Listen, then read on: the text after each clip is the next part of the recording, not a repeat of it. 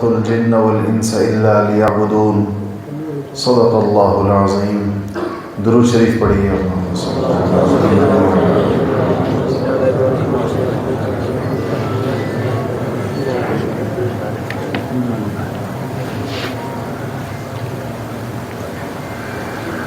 میرے محترم بھائیوں اور دوستوں، اللہ جل شانہ نے انسان کو اپنی عبدیت کے لیے پیدا فرمایا ہے۔ وما خلقت الجن والانس الا لیعبدون۔ یہ آیت بھی ہم پڑھتے ہیں اور سنتے ہیں، لیکن عبدیت کے تقاضے کیا ہیں؟ کون سا شخص ہے جو صحیح معنوں میں اللہ جل شانہ کا عبد کہلانے کا مستحق ہے؟ کامیابی صرف اسی کے لیے ہے، اور یہ اتنا بڑا منصب ہے اللہ جل شانہ کے نزدیک، اس انسان کی اتنی عزت اور تکریم ہے کہ نبی کریم محمد مصطفیٰ صلی اللہ علیہ وسلم کے ساتھ جو اللہ تعالیٰ کے بہت خصوصی معاملات ہوئے، بہت اونچے درجے کی جہاں ان کو شانیں نصیب ہوئیں، وہاں اللہ جل شانہ نے ان واقعات کے بیان کے وقت نبی کریم صلی اللہ علیہ وسلم کے لیے جس منصب کو منتخب فرمایا، جس منصب کو پسند فرمایا، وہ منصب عبدیت ہوتا تھا کہ نبی کریم صلی اللہ علیہ وسلم نے کامل درجے کی، اعلیٰ ترین درجے کی عبدیت برت کر دکھائی، اور یہی پیغام اور یہی تربیت آپ نے مسلمانوں کی کہ اللہ جل شانہ نے انسانوں کو ایک دنیا میں جو پیدا فرمایا ہے وہ اپنی عبدیت کے لیے پیدا کیا ہے۔ انسان عبدیت کے تقاضوں کو پورا کرے۔ عبدیت کے تقاضے بتانے کے لیے نبیوں کے علاوہ کوئی اور صورت انسانوں کے پاس نہیں، انبیاء علیہ السلام کے علاوہ کوئی صورت نہیں ہے کہ انسانوں کو بتائیں کہ اللہ جل شانہ انسانوں سے کیا چاہتا ہے۔ دنیا کے یہ جتنے عقل مند ترین لوگ ہیں، یہ فلسفی ہیں، یہ دانشور ہیں، ان کی پرواز ختم ہو جاتی ہے وہاں تک جہاں سے انبیاء علیہ السلام کی بات شروع ہوتی ہے، اس سے اوپر یہ لوگ نہیں جا سکتے۔ نبیوں کی بات سے زیادہ بڑی بات کوئی کر نہیں سکتا، کیونکہ اس کی معلومات کے ذرائع اور ہیں، اور انبیاء علیہ السلام کی معلومات کے ذرائع اور، ان کے علم کے ذرائع اور۔ عام آدمی علم کس طرح حاصل کرتا ہے؟ اپنے ان حواس خمسہ سے حاصل کرتا ہے۔ یہ اس کی دیکھنے کی طاقت ہے، یہ اس کے سونگھنے کی طاقت ہے، یہ اس کے چھونے کی طاقت ہے، یہ اس کے سننے کی طاقت ہے۔ یہ انسان کے علم کے ذرائع ہیں، اسباب ہیں۔ آپ کسی کی یہ ساری طاقتیں ختم کر دیں، وہ کیسے پڑھے گا، کیسے سمجھے گا، کیسے لکھے گا؟ یہ ساری چیزیں جس انسان کی ختم کر دی جائیں۔ انبیاء علیہ السلام کے ذرائع علم یہ نہیں ہوتے، ان کے ذرائع علم بالکل اور ہوتے، اور وہ ذریعہ علم کا چونکہ نبیوں کے علاوہ کسی کو حاصل نہیں ہوتا، اس لیے کسی کا علم بھی نبی کے پاؤں کی جوتی تک بھی نہیں پہنچتا، نبی کے پاؤں کی خاک اور دھول تک بھی نہیں پہنچتا کسی کا علم۔ یہ مسلمانوں میں ایک یہ کمزوری آئی کہ انہوں نے انبیاء علیہ السلام کے علم سے اپنے تاثر کی بجائے فلسفیوں اور دانشوروں اور دنیا کے ان حواس خمسہ سے جو علم مرتب ہوتا ہے، اس علم کو بہت عالی شان چیز سمجھا، اور اس کو اتنا وقت دیا، اس کو اتنی اہمیت دی، اس کو اتنا زیادہ اپنی زندگیوں کے اندر داخل کر دیا کہ اس کے اندر نبیوں کی اور وحی کی تعلیمات کی کوئی گنجائش نہیں چھوڑی، نہ اس کے لیے وقت چھوڑا، نہ اس کے لیے کوئی ذہن چھوڑا،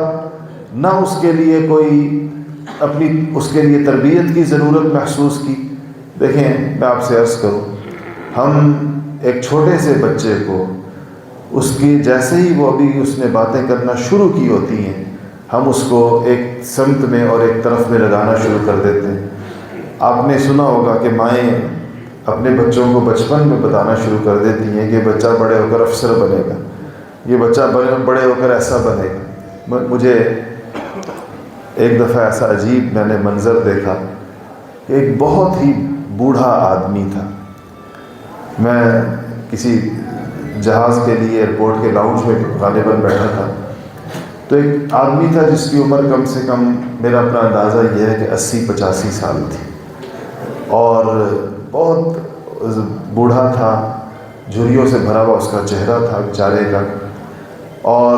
वो उसके साथ एक उसका पोता खेल रहा था। जिस तरह बच्चे, वो बैठा हुआ था, खेलता हुआ पोता उसके पास आता था। तो वो साहब अपने पोते को बार बार कहते थे, मैं भी साथ बैठा था, कि मेरा ये पोता एक्टर बनेगा, और एक्टर बनेगा। एक्टर कहते हैं अदाकार को,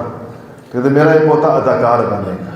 मैं इतना हैरान था, मैंने कहा इस 5 साल के बच्चे को, 4 साल के मासूम बच्चे को, ये दादा था उसका, तो ये दादा उसको क्या ज़हन दे और क्या उसको बता रहा है। तो हमारे यहाँ आप सोचें कि ज़िंदगी का कौन सा वक्त ऐसा आता है, ज़िंदगी का कौन सा मरहला ऐसा आता है, और हमारी ज़िंदगी में कौन सा तालीमी इदारा ऐसा आता है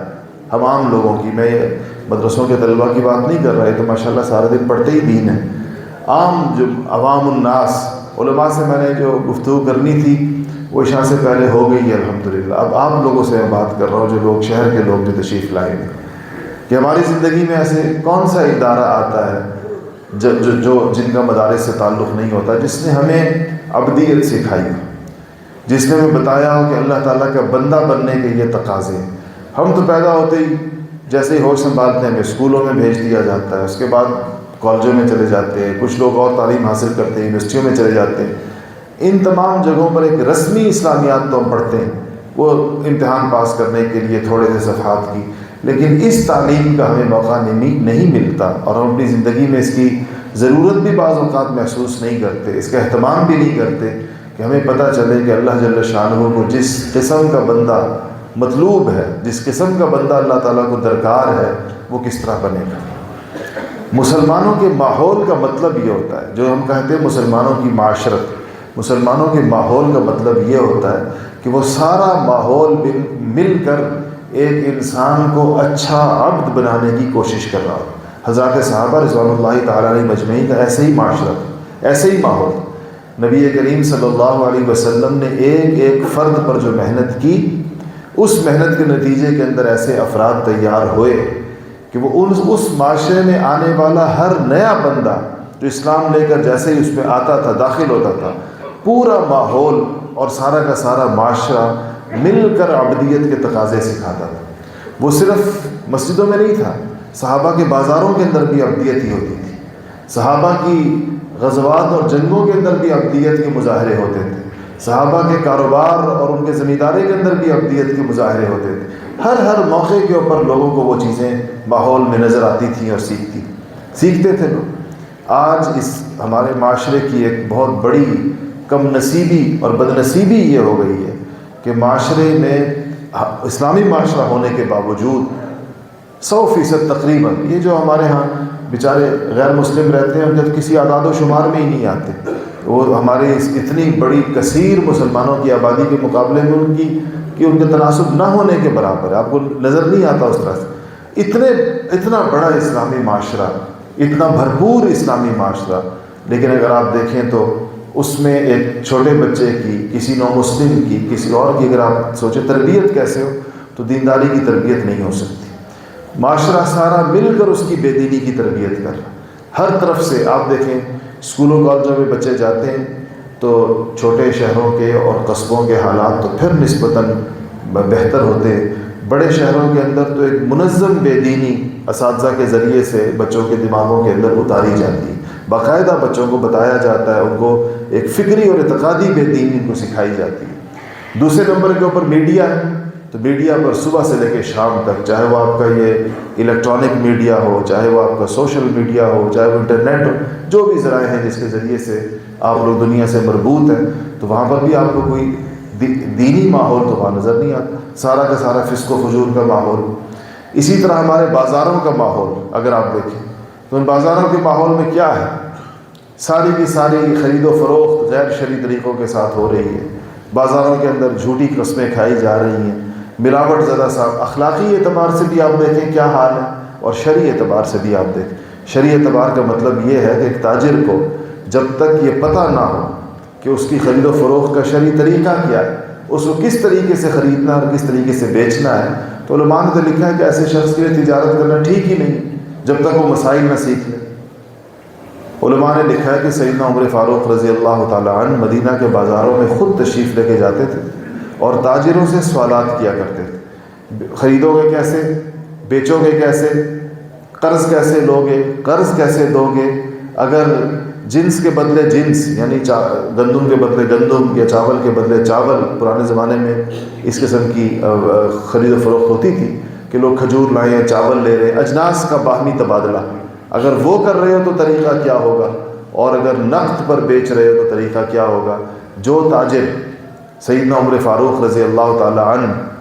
کے سوالوں کے جواب نہ دے پاتا تھا تو سیدنا عمر فاروق رضی اللہ تعالیٰ عنہ اس کی دکان کا دروازہ بند کر دے اور اسے کہتے کہ جاؤ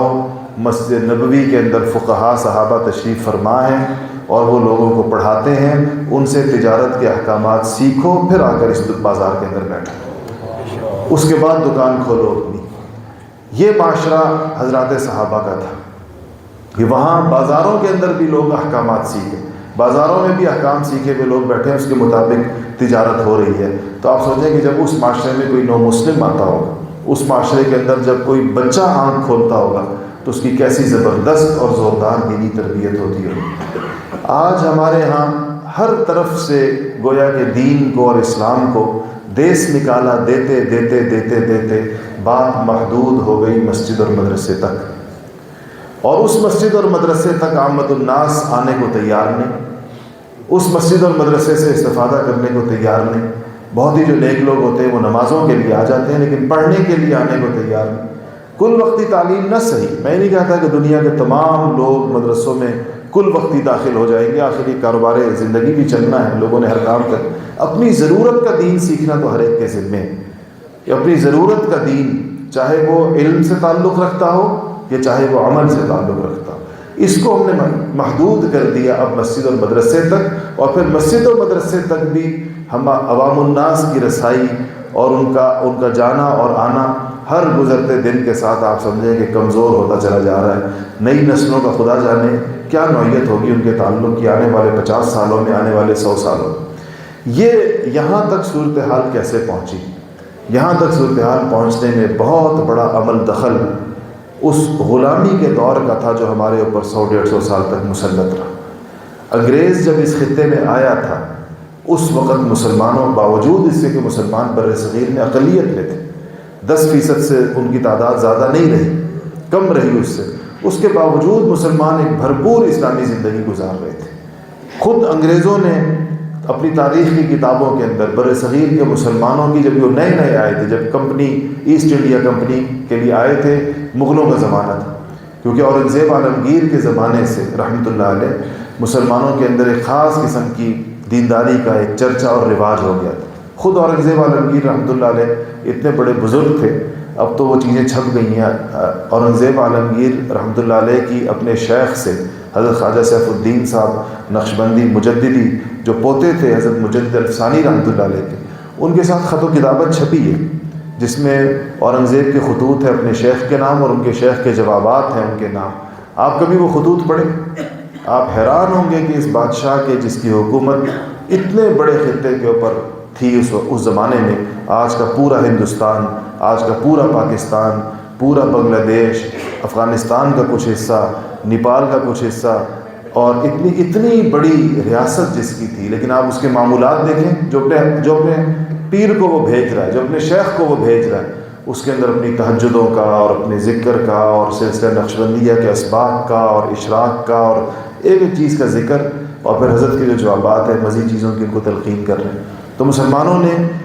اورنگزیب عالمگیر کے زمانے سے بر صغیر کے اندر ایک بھرپور قسم کی اسلامی زندگی شروع ہوئی جس کا خاتمہ انگریزوں کے ذریعے سے ہوا۔ وہ جب آئے تو انہوں نے یہ غلغلہ دیکھا، ایسے مدارس دیکھے، آپ حیران ہوں گے، تاریخی کتابوں میں لکھا ہے، پتہ نہیں آپ کبھی ٹھٹھا آپ کا جانا ہوا ہے یا نہیں، وہ سندھ کا ایک علاقہ ہے ٹھٹھا کے نام سے،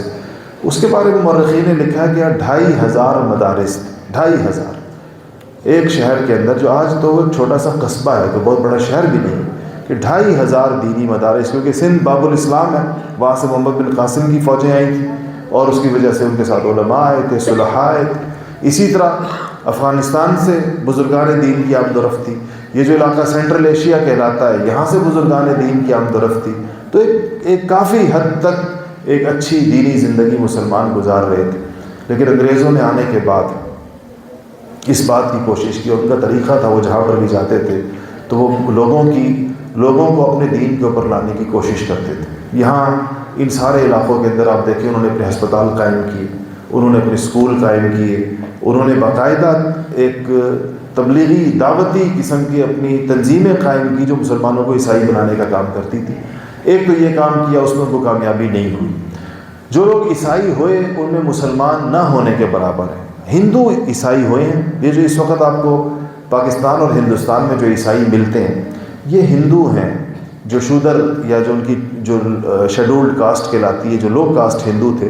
ان کو کچھ دے دلا کر کھلا پلا کر پیسے ویسے دے کر راشن دے کر انہوں نے ان کو عیسائی بنایا. مسلمانوں میں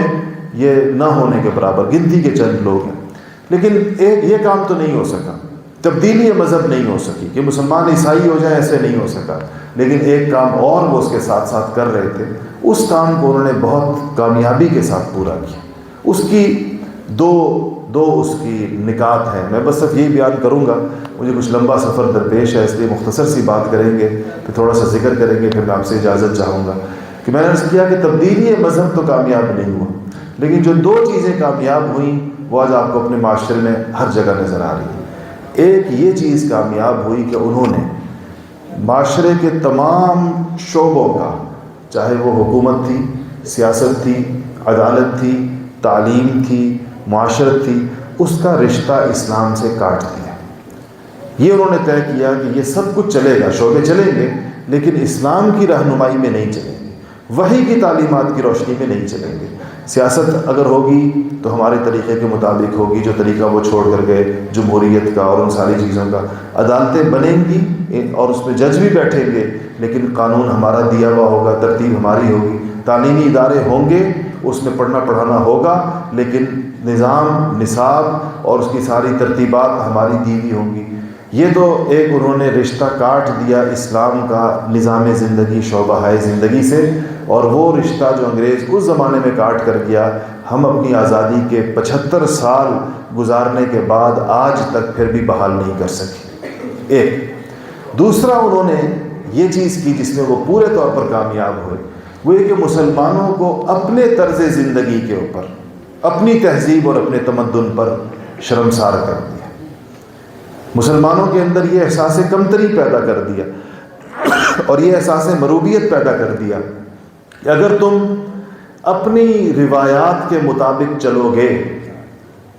اپنے دین کی روایات کے مطابق یا اپنے خطے کی روایات کے مطابق, تو تم گھٹیا اور ذلیل سمجھے جاؤ گے. اگر تم اپنا لباس پہنو گے تو وہ گھٹیا اور ذلیل لباس ہے, ہمارا لباس معزز ہے.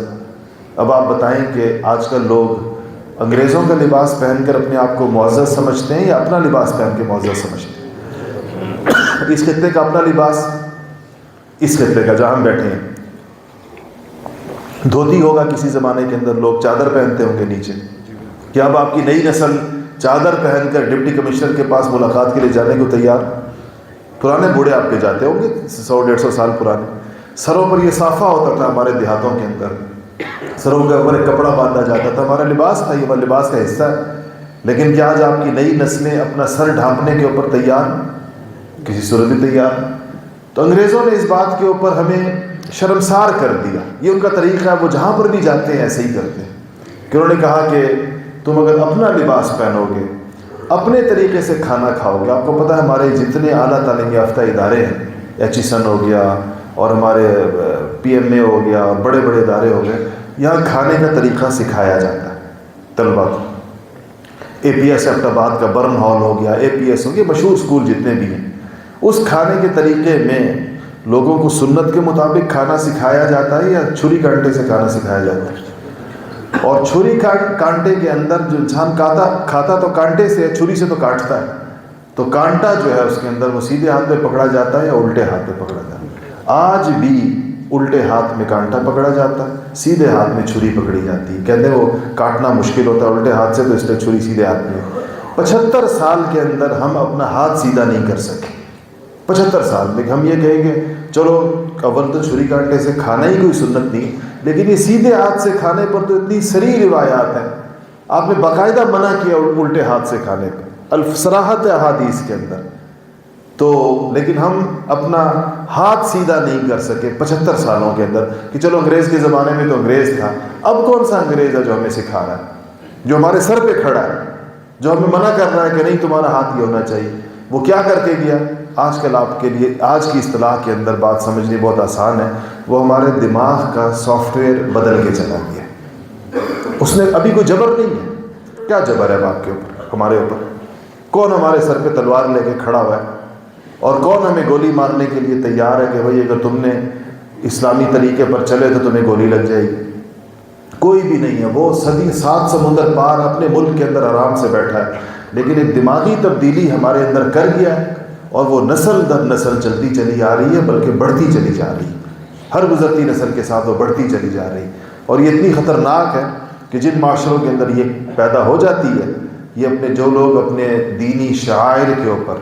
اور اپنی تہذیبی علامتوں کے اوپر جب لوگ شرمندہ ہونا شروع ہو جاتے ہیں اور اس کو اپنانے کے اندر پس و پیش کرتے ہیں، تو آہستہ آہستہ آہستہ آہستہ آہستہ آہستہ اپنے دین سے بھی باہر نکل جاتے ہیں۔